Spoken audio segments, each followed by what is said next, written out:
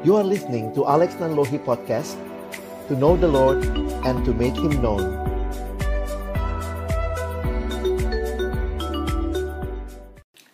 Baik, sebelum kita membaca merenungkan firman Tuhan, mari kita berdoa.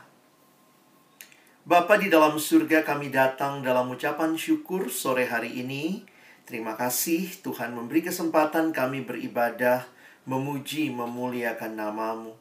Dan terima kasih Tuhan buat kesempatan yang Tuhan berikan bagi kami untuk boleh memasuki tahun ajaran yang baru. Kami sangat mempercayai bahwa semua ini adalah bukti nyata kebaikan kasih Tuhan yang Engkau nyatakan bagi setiap kami. Kembali kami akan membuka firman-Mu. Kami mohon ya Tuhan, biarlah ketika kami membuka firman-Mu, bukalah juga hati kami. Jadikanlah hati kami seperti tanah yang baik, supaya ketika benih firman Tuhan ditaburkan itu boleh sungguh-sungguh berakar, bertumbuh, dan juga berbuah nyata di dalam hidup kami. Kami percaya bahwa firman-Mu adalah firman yang kudus dan yang menguduskan hidup kami. Firman-Mu adalah firman yang hidup dan yang menghidupkan kami. Dan firman-Mu adalah firman yang tidak berubah, tapi firman yang kami percaya sanggup mengubah hidup kami. Itulah yang kami rindukan menjadi bagian dari setiap kami yang hadir pada saat ini. Berkati seluruh perangkat yang kami pakai, jaringan yang ada, agar kiranya semuanya tidak menghalangi pemberitaan firman disampaikan. Di dalam nama Tuhan Yesus Sang Firman yang hidup, kami menyerahkan pemberitaan firman-Mu. Amin. Shalom teman-teman, selamat sore, selamat bertemu. Saya bersyukur kepada Tuhan kesempatan seperti ini Tuhan berikan buat kita untuk bersama-sama bersekutu, memuji Tuhan. Ini persekutuan perdana katanya begitu ya. Nah, saya rindu juga sore hari ini kita akan belajar firman Tuhan bersama-sama. Tema yang diberikan kepada saya adalah New Life, New Hope, and New Spirit. Ya, hidup yang baru, pengharapan yang baru, dan juga semangat yang baru. Teman-teman, kalau berbicara tentang tema ini, saya pikir setiap kita bisa memaknainya bermacam-macam ya. Nanti Abang akan ajak teman-teman untuk lihat bagian firman yang akan mendasari perenungan kita. Tapi kembali lagi, mari syukuri kesempatan boleh berkuliah. Kadang tidak kita hayati, tidak kita sadari. Ketika saya cari-cari data gitu ya, saya belum ketemu sebenarnya data berapa jumlah mahasiswa saat ini ya di Indonesia, karena ada angkatan baru yang masuk. Tapi data tahun yang lalu yang saya ketemu itu kira-kira jumlah mahasiswa di Indonesia itu hanya 7,3 juta orang. Teman-teman, saya nggak tahu apakah tahun ini naik atau menurun.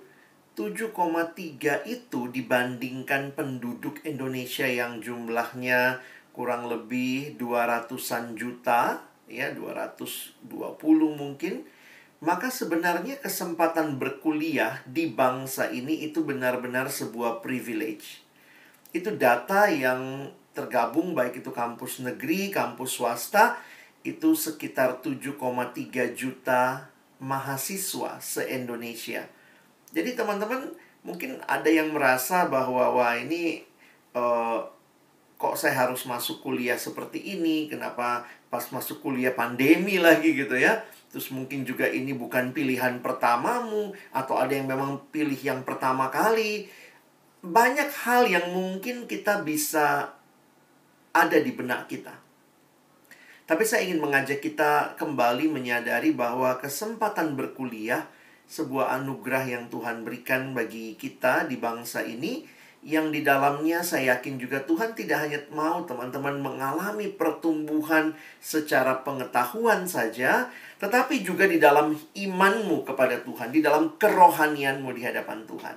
Ya, karena itu kesempatan menikmati kehadiran PM di kampus, persekutuan mahasiswa, saya harap ini menjadi kesempatan yang teman-teman maknai dengan benar ya. Bukan sekadar karena harus datang, ada absennya kah, atau harus dipaksa. Tetapi mari melihat ini sebagai kesempatan yang Tuhan berikan bagi kita untuk juga punya hidup kerohanian yang baik. Saya ingin mengajak kita merenungkan tema ini di dalam satu bagian firman Tuhan yang diambil dari 1 Petrus pasal yang ketiga.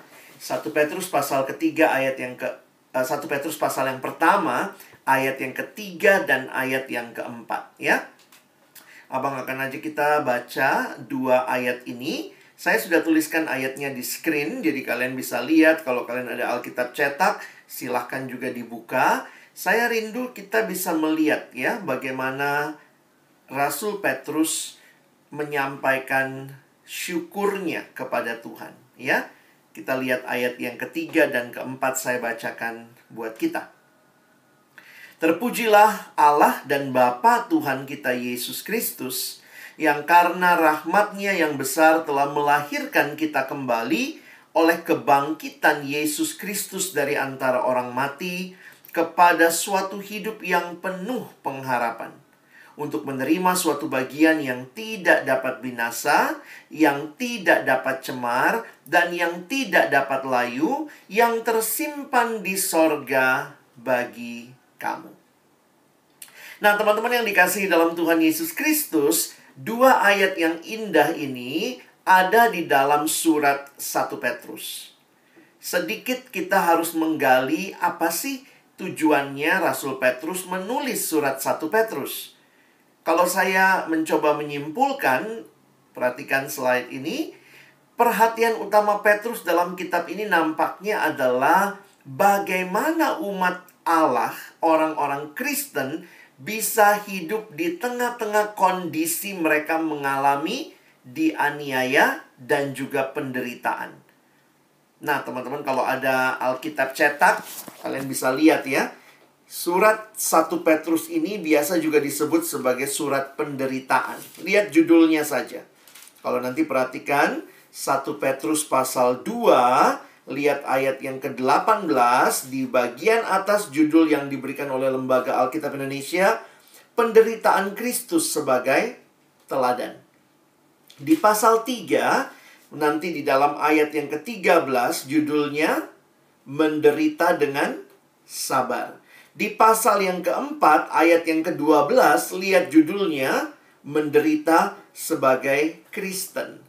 Jadi bisa teman-teman bayangkan begitu ya, Lembaga Alkitab Indonesia memberikan judul, menderita banyak muncul ya. Karena itulah memang yang jadi konteks dari surat 1 Petrus.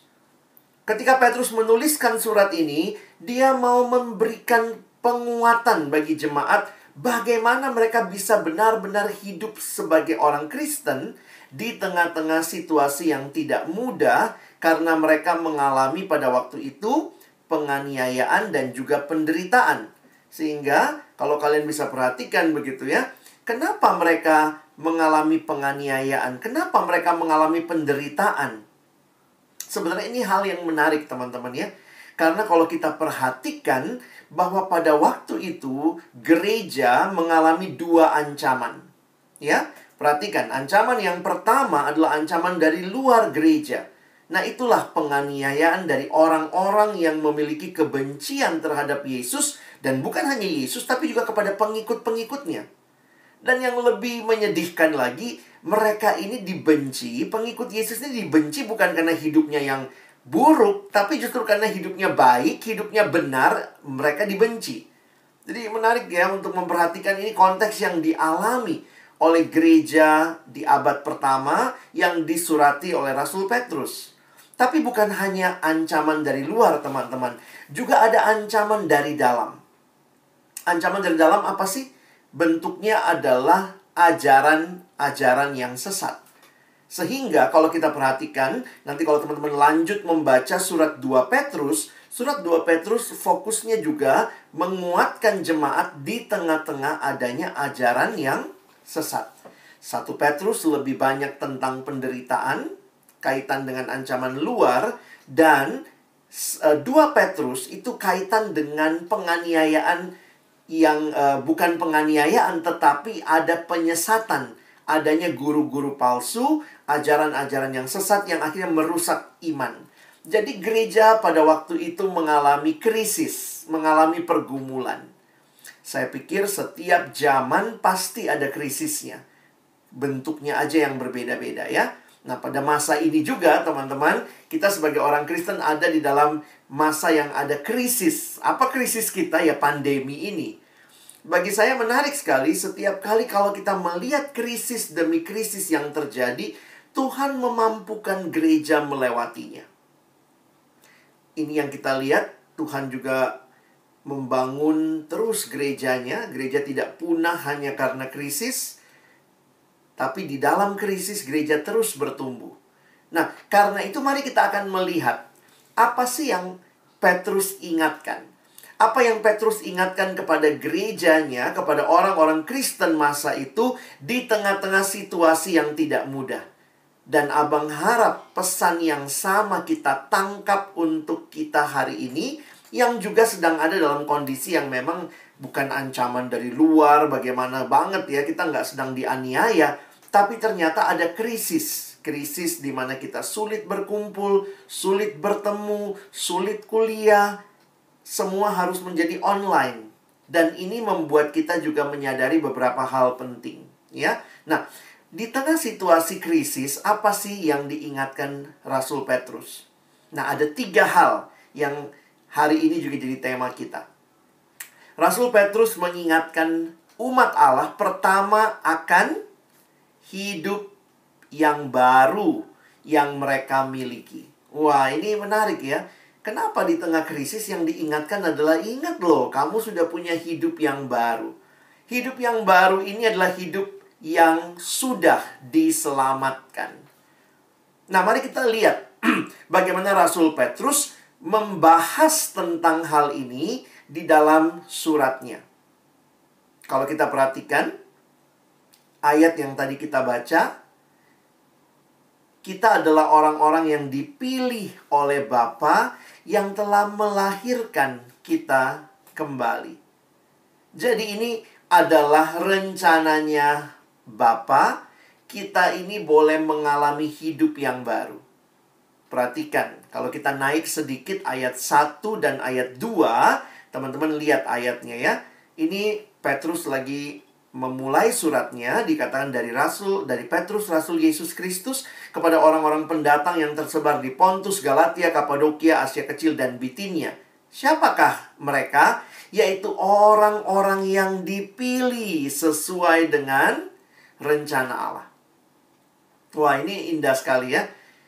Kita bukan sekadar orang Indonesia.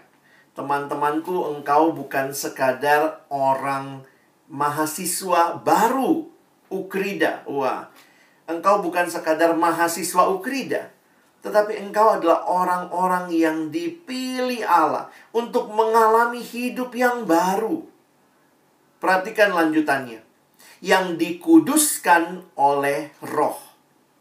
Bapa berencana, dan di dalam rencana Allah ini, perhatikan, dikuduskan itu sama dengan dikhususkan, atau istilah dalam bahasa Inggris dipakai istilah set apart. Kita dikhususkan oleh Roh Kudus yang memberikan firman dan memampukan para hambanya, yaitu para nabi, untuk memberitakannya. Itulah yang disampaikan kepada jemaat pada waktu itu. Itu yang ditulis di ayat 10. Jadi nanti kalau kalian baca lagi ke bawahnya, keselamatan itulah yang diselidiki dan diteliti oleh nabi-nabi yang telah bernubuat tentang kasih karunia yang diuntukkan bagimu. Perhatikan lebih jauh lagi ayat 11. Dan mereka meneliti saat yang mana dan yang bagaimana yang dimaksudkan oleh Roh Kudus yang ada di dalam mereka, yaitu Roh yang sebelumnya memberi kesaksian tentang segala penderitaan yang akan menimpa Kristus dan tentang segala kemuliaan yang menyusul sesudah itu. Perhatikan, kita itu dipilih oleh Allah, lalu kemudian kita dikuduskan oleh Roh, dan perhatikan satu lagi. Ya. Kepada mereka telah dinyatakan bahwa mereka bukan melayani diri mereka sendiri, tetapi melayani kamu dengan segala sesuatu yang telah diberitakan sekarang kepada kamu, dengan perantaran mereka yang oleh Roh Kudus yang diutus dari sorga, menyampaikan berita Injil kepada kamu, yaitu hal-hal yang ingin diketahui oleh malaikat-malaikat. Bapa merencanakan keselamatan, dan Roh Kuduslah yang membawa pesan Injil itu boleh kita alami. Jadi kalau kita bilang kita sekarang ada dalam hidup yang baru, itu adalah rencananya Allah yang memilih kita. Itu adalah karya Roh Kudus yang membuat kita bisa akhirnya menerima berita Injil itu. Dan bukan hanya itu.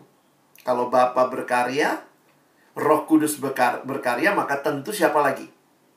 Yesus juga berkarya. Perhatikan. Kita telah dibeli dengan darah anak Allah yang mati bagi kita, bangkit bagi kita, naik ke surga, dan akan datang kembali untuk memberikan warisan bagi kita. Teman-teman masih ingat tadi warisannya apa? Yang tidak dapat, wah itu indah sekali ya, warisannya tuh yang tidak dapat binasa, yang tidak dapat cemar, dan yang tidak dapat layu. Wah ini hal yang luar biasa. Ini berarti warisan yang sifatnya kekal. Nah, sebenarnya yang dimaksud adalah keselamatan kita. Perhatikan apa yang Yesus lakukan. Di 1 Petrus 1, kalau kita lanjut lagi ke bawah, ayat 18 dan 19 dituliskan begini. Sebab kamu tahu bahwa kamu telah ditebus dari cara hidupmu yang sia-sia, yang kamu warisi dari nenek moyangmu itu bukan dengan barang yang fana, bukan pula dengan perak atau emas, melainkan dengan darah yang mahal, yaitu darah Kristus, yang sama seperti darah anak domba yang tak bernoda dan tak bercacat. Teman-teman perhatikan. Yesus menebus kita. Dia membayarnya lunas dengan darahnya yang mahal. Jadi kalau kita sekarang boleh punya new life, hidup baru, itu adalah hidup keselamatan yang adalah karya siapa? Karyanya Allah Tritunggal. Bapa memilih, merencanakan, Anak menebus, dan Roh Kuduslah yang membawa kita mengalami berita Injil itu. Karena itu jangan heran kalau kalian baca dengan teliti sebenarnya. Kadang-kadang kita kalau baca Alkitab kita nggak ngerti ini lagi ngomong apa sih, ya. Makanya abang coba jelaskan kepada kalian. Lihat betapa indahnya Petrus menggambarkan keselamatan, new life yang dia berikan atau dia hayati, Tuhan berikan kepada setiap kita yang percaya. Makanya Petrus mengawali suratnya dengan nyanyian pujian kepada Allah. Emangnya ada bang nyanyian pujian? Ada tadi. Itu kan ayat 3. Terpujilah Allah dan Bapa Tuhan kita Yesus Kristus. Petrus memulai dengan pujian kepada Allah.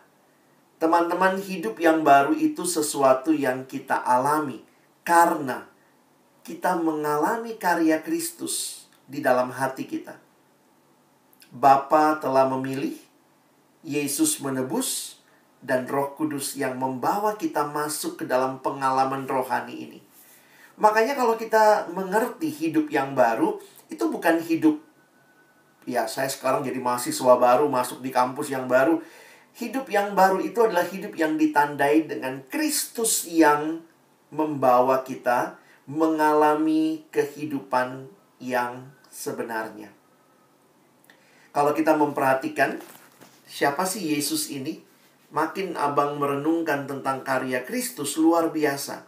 Bayangkan kehadiran Kristus dalam dunia saja telah membelah dunia menjadi 2 bagian besar. Sebelum Masehi dan sesudah Masehi. Dunia aja dibagi 2 oleh kehadiran Kristus. Siapa sih dia? Dan Kristus ini bukan hanya membagi 2 sejarah dunia, tetapi Kristus juga membagi 2 sejarah hidup setiap kita, yang buka hati kita terima dia dalam hidup kita. Apa yang terjadi?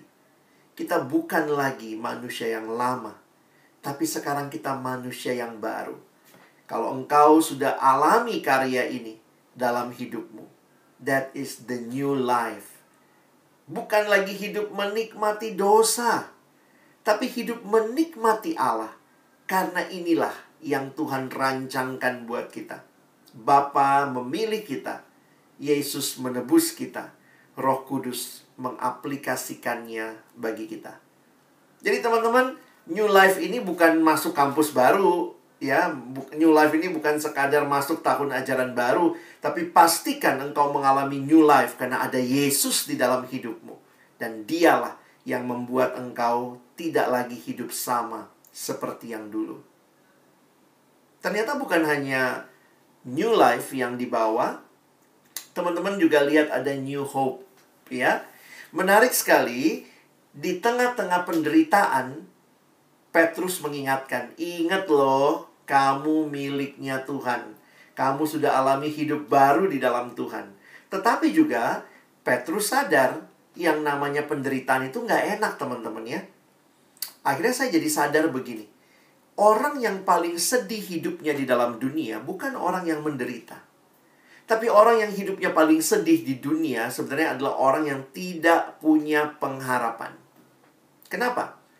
Karena kalau dia punya pengharapan, kadang-kadang dia rela loh menderita, tapi dia tahu ada pengharapan. Saya akan mengalami ini, makanya nggak apa-apa deh saya menderita, tapi ada pengharapan. Jadi, hidup yang paling menyedihkan adalah hidup yang tidak punya pengharapan. Dan, apa yang kita lihat di dalam Yesus? Ketika kita menaruh iman kita kepada Kristus, when you put your faith in Jesus Christ, you have a new life, but at the same time, lihat ya, iman ini ya, ini salah satu kata favorit juga di awal surat Petrus. Ya, kalian lihat saja, abang sudah buat dalam warna yang merah. Jadi lihat, Petrus mengingatkan mereka, semua itu adalah untuk membuktikan kemurnian imanmu. Dia lanjutkan lagi. Ayat 9, imanmu. Nanti di ayat 21, imanmu. Apa yang menarik berkaitan dengan iman ini? Waktu kita mengalami hidup baru dalam iman kepada Kristus, at the same time, we also receive hope. Emangnya ada ayatnya? Ada. Itu yang kita baca tadi ya. Lihat, ayat 3. Ayat 13 ya. Sebab itu, siapkanlah akal budimu dan waspadalah dan letakkanlah pengharapanmu seluruhnya atas kasih karunia yang dianugerahkan kepadamu pada waktu penyataan Yesus Kristus. Di ayat 21 muncul lagi pengharapanmu. Nah, ini yang abang bilang ya, ayat yang kita baca sebenarnya ayat 3 tadi. Terpujilah Allah dan Bapa Tuhan kita Yesus Kristus. Lihat di bagian bawah itu, yang telah melahirkan kita kembali oleh kebangkitan Yesus Kristus dari antara orang mati kepada suatu hidup yang penuh pengharapan. This is a living hope. Kenapa kita bisa punya living hope? Teman-teman lihat, living hope itu dibawa oleh Yesus yang bangkit. Perhatikan kalimatnya di ayat 3 itu. Oleh kebangkitan Kristus dari antara orang mati membawa kita kepada suatu hidup yang penuh pengharapan. Bagaimana penulis-penulis perjanjian baru mengerti pengharapan? Siklus hidup manusia adalah lahir, hidup, mati. Itu siklus rutinnya. Manusia lahir, hidup, mati. Dan ketika Kristus datang ke dalam dunia, dan dia membawa kehidupan yang baru, apa yang terjadi? Ketika Yesus mati, dia tidak tinggal mati, tapi dia bangkit. Karena itu ketika Yesus bangkit, ini memberikan pengharapan bahwa ternyata kematian bukanlah akhir dari segalanya. Kalau orang mengertinya cuman lahir, hidup, mati. Lahir, hidup, mati. Maka Kristus membawa kebangkitan. Lahir, hidup, mati, bangkit. Karena itu kalau kita memiliki iman kepada Yesus, kita punya pengharapan. Karena Yesus yang kita ikuti, Yesus yang membawa hal yang mustahil bagi manusia menjadi hal yang mungkin karena dia sudah bangkit. Makanya kita biasa menyanyikan, sebab dia hidup, ada hari esok. Sebab dia hidup, aku tidak gentar. Karena aku tahu dia pegang hari esok. Dunia berkata, no, akhirnya sampai mati selesai. Tapi tidak. kita punya pengharapan. Makanya kalau kalian mengalami kesulitan, pergumulan hidup, jangan takut. Kita punya pengharapan dalam Kristus. Kalau kamu beriman kepada Kristus, jangan jadi seperti remaja, pemuda sekarang yang kalau ada apa-apa mentok dikit, aduh bunuh diri. Sedih banget hidup kayak gitu ya. Nggak punya pengharapan. Kuliah stres dikit, udah deh cari hal-hal yang nggak benar. Ada pergumulan di rumah, orang tua langsung down. Kadang saya pikir Tuhan tolong ya. Kalau saya mengalami karya Kristus, maka sebenarnya Tuhan membawa saya mengalami sebuah pengharapan. Beberapa kali saya juga kecewa dengan kehidupan. Ada hal-hal yang tidak seperti yang saya harapkan. Tapi kemudian yang terjadi adalah Tuhan memberikan kepada saya pengharapan bahwa ini bukan seperti yang kamu mau, tapi seperti yang aku mau. Saya ditolong untuk melihat dari perspektif yang lain. Seringkali masalahnya bahkan mungkin tidak selesai.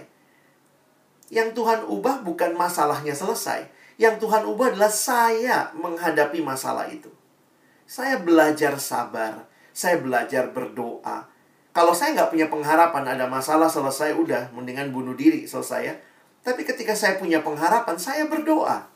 Berdoa itu menunjukkan bahwa kita masih percaya ada pribadi lain yang bisa kepadanya kita datang menyerahkan pergumulan yang kita udah mentok nih. Ini gimana ini? Jadi teman-teman, new life itu disertai dengan new hope. Makanya pastikan dalam hatimu kau sudah terima Yesus dalam hidupmu. Dan Yesus yang bangkit itu membawamu kepada pengharapan yang hidup.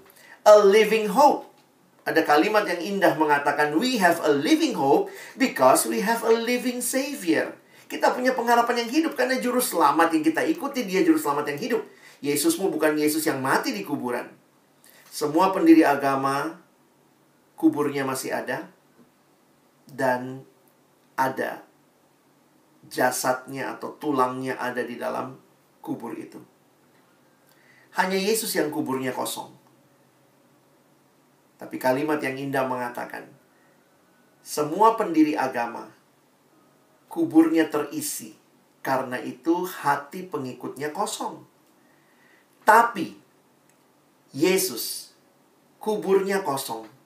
Karena itu hati kita para pengikutnya terisi. We have a living Savior. So we have a living hope.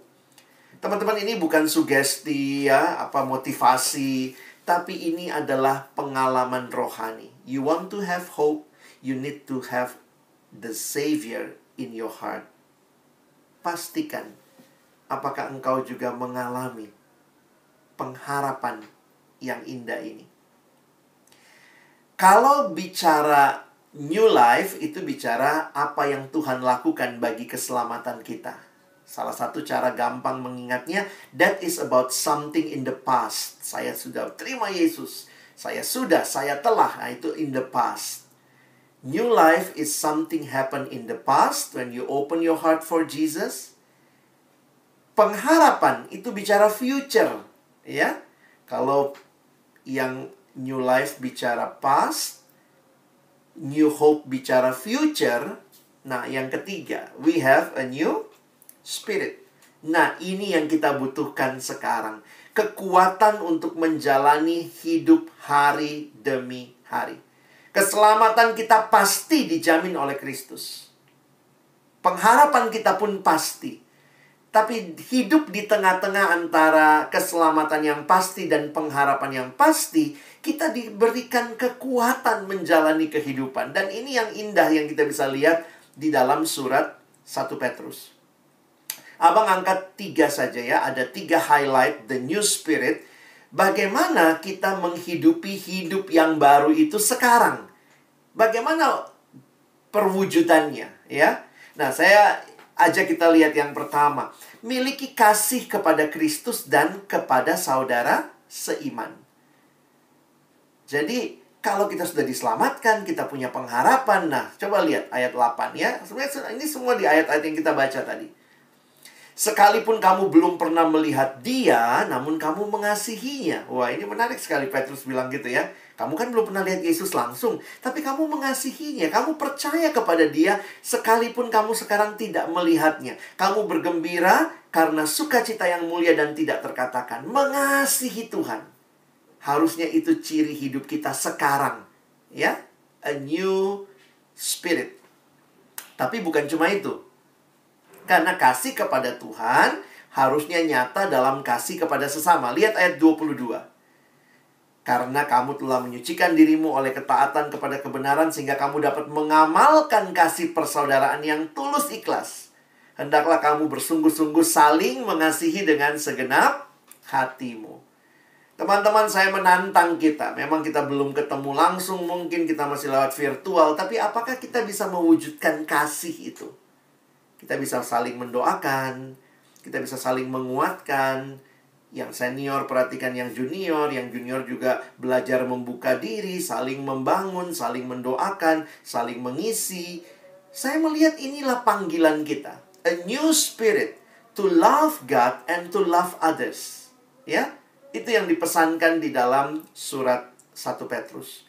Bagi saya menarik ya, di tengah-tengah penderitaan memang kita sangat butuh kasih juga ya, satu sama lain. Tidak semua kita sebenarnya melewati ini dengan biasa-biasa saja ya. Ada beberapa teman yang saya diskusi, lalu kemudian dia bilang, iya bang, gue udah mulai bosen. Ada yang sampai yang depresi, ada yang sampai kesulitan. Dan saya pikir disitulah kita membuktikan kasih ya, yang kuat menanggung yang lemah. Itu bukan cuma lagu. Yang kuat menanggung yang lemah. Nyatakan, buktikan itu. New spirit mendorong kita untuk mengasihi satu sama lain. Yang kedua, new spirit mendorong kita untuk hidup berkemenangan dalam peperangan rohani. Wah, ini teman-teman menarik untuk kita perhatikan. Lihat gambarnya ya. Itu siapa sih ya? Nah, kalau kalian perhatikan, ini ayat yang muncul di 1 Petrus 5, ayat 8 dan 9. Kalimat Petrus adalah sadarlah dan berjaga-jagalah. Lawan musuh iblis berjalan keliling sama seperti singa yang mengaum-ngaum dan mencari orang yang dapat ditelannya. Lawanlah dia dengan iman yang teguh, sebab kamu tahu bahwa semua saudaramu di seluruh dunia menanggung penderitaan yang sama. Disinilah juga butuhnya komunitas. Kalau semua kita mengalami peperangan rohani, mari berkomunitas melawan bersama-sama. Dan saya pikir ini penting di tengah-tengah kehidupan kerohanian kita. Sadarlah, berjaga-jagalah, lawanlah. Dan apa yang Tuhan janjikan? Perhatikan ayat 10. Dan Allah sumber segala kasih karunia, yang telah memanggil kamu kepada dalam Kristus, kepada kemuliaan yang kekal, akan melengkapi, meneguhkan, menguatkan, dan mengokohkan kamu sesudah kamu menderita seketika lamanya. Ialah yang mempunyai kuasa sampai selama-lamanya. Amin. Teman-teman, pergumulan melawan dosa, pergumulan melawan si jahat, tipu muslihat si jahat, itu pergumulan seumur hidup. New spirit bukan hanya mengasihi satu sama lain. Terhadap dosa, terhadap ketidakbenaran, kita punya sikap. Saya berperang. Belajar untuk hidup benar, hidup jujur, hidup baik, hidup di dalam Tuhan. Itulah semangat yang baru yang harusnya kita miliki. Masuki tahun ajaran ini dengan kerinduan tekad yang bulat. Tentu setiap konteks pasti punya pergumulan. Bagaimana pergumulan belajar online ya? Jangan-jangan kita bisa cheating, banyak kesempatan cheating malah ya. Bisa nyontek lah, bisa apa begitu. Yang saya pikir mari kita juga belajar untuk tidak menjadi malas dengan situasi ini. Jangan kita terlena, tapi kita terus alami penyerahan kepada Tuhan. Lawan, ini benar, ya lakukan. Ini salah, tidak saya lakukan. Jadi kita belajar untuk memilih apa yang benar. Dan Tuhan janji akan meneguhkan kita, akan menguatkan kita, akan mengokohkan kita. We have the new spirit to love one another. We have a new spirit to face evil. And also we have a new spirit untuk apa? Yang terakhir adalah untuk terus bertumbuh. Bagi saya menarik sekali, apa kunci bertahan di dalam penderitaan, di dalam penganiayaan, dan bahkan juga di dalam pengajaran sesat. Perhatikan, di 1 Petrus, tadi Abang bilang, konteks 1 Petrus adalah ada penganiayaan. Apa nasihat yang Petrus berikan? 1 Petrus 2. Karena itu buanglah segala kejahatan, segala tipu muslihat, dan segala pemunafikan, kedengkian, dan fitnah. Dan jadilah sama seperti bayi yang baru lahir, yang selalu ingin akan air susu yang murni dan yang rohani, supaya olehnya kamu bertumbuh dan beroleh keselamatan, jika kamu benar-benar telah mengecap kebaikan Tuhan.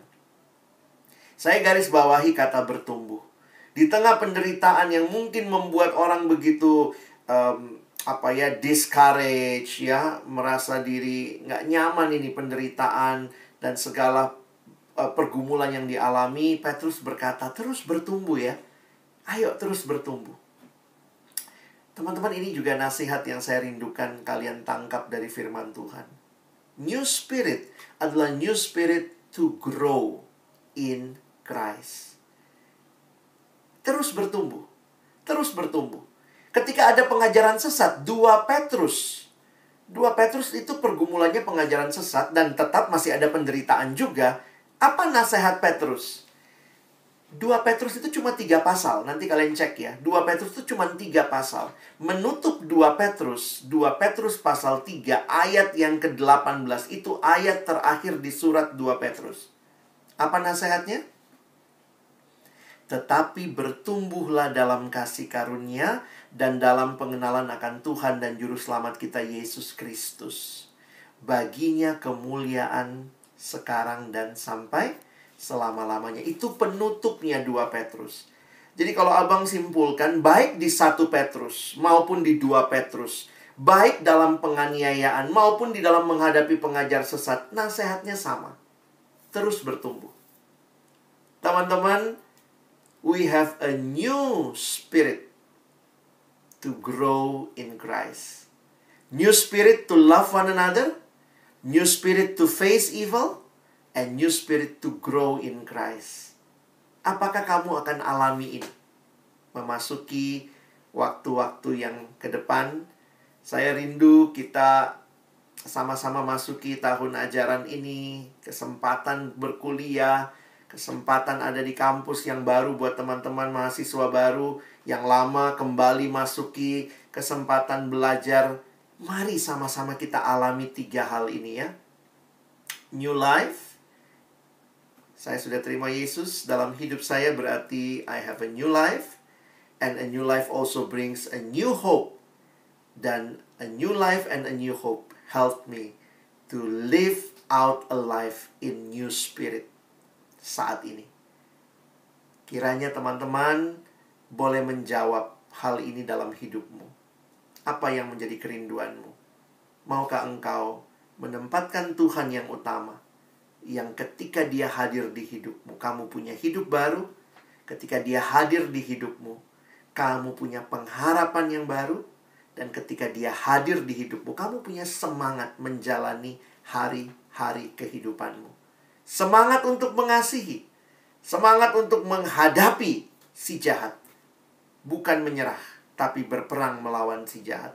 Dan semangat untuk terus bertumbuh dalam Tuhan. Selamat menikmati tahun ajaran yang baru ini, kesempatan berkuliah di dalam anugerah Tuhan. Amin. Mari kita berdoa. Bapa Surgawi, terima kasih buat kesempatan kami belajar firman-Mu. Terima kasih buat setiap kebenaran yang Kau tanamkan di hati kami. Biarlah benar-benar kami alami. Hanya di dalam Engkaulah kami punya new life, new hope, and new spirit. Terima kasih karena Tuhan sudah membukakan kepada kami firman-Mu. Dan tantanglah kami semua Tuhan, untuk hidup semakin hari semakin mengasihi Tuhan dan sesama. Tantanglah kami untuk hidup benar, meninggalkan dosa dan hidup hanya bagi Allah. Tantanglah kami, bukan tinggal dalam kelesuan rohani, tapi bangkit dan mengalami pertumbuhan. Makin kenal Tuhan, makin mengalami Tuhan dalam hidup kami. Terima kasih Tuhan. Terima kasih buat kesempatan membaca, merenungkan firman-Mu. Tolong kami, bukan cuma jadi pendengar firman. Mampukan kami jadi pelaku-pelaku firman-Mu. Dalam nama Yesus, kami berdoa, kami bersyukur. Amin.